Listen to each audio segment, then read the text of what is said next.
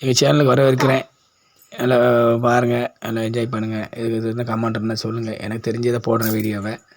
ஏன்னா சும்மா கம்மாயில் போய் மீன் பிடிச்சிக்கிட்டு போயிட்டு இந்த மீன் நேற்று பிடிச்சேன். அந்த மீன் வலை போட்டு அந்த மீன் பார்த்திங்கன்னா ஒரு 4 கிலோவுக்கு மேலே இருக்கும்.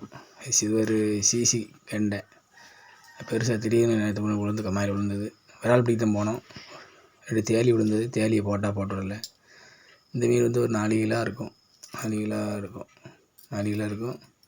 முட்டை இருக்கும், உண்டாக நிற்கும். முட்டை கருவு இருக்கும் நிற்கும். அதான் மாதிரி புஷ்ஷுன்னு இருக்குது.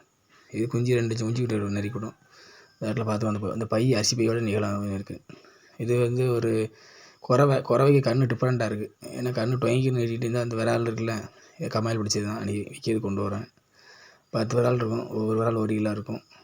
கிலோ 300 விற்கும். 300 வாங்கலை. ஒரு மீன் 100 அந்த மாதிரி 150 அந்த மாதிரி தான் இருக்குது. அது பஜாருக்கு கொண்டு போனேன். பிறகு அப்படி விற்க கொண்டு போய்ட்டு அது பையில் கட்டி அது மாதிரி இந்த மீனுக்கு வந்து காற்று போகணும். இல்லை பொசு காற்று போகலைன்னா செத்து போயிடும். அதில் கட்டி கவனமாக கொண்டு போய்ட்டு வண்டியில் வச்சு டயரில் வச்சு கொண்டு வரேன்.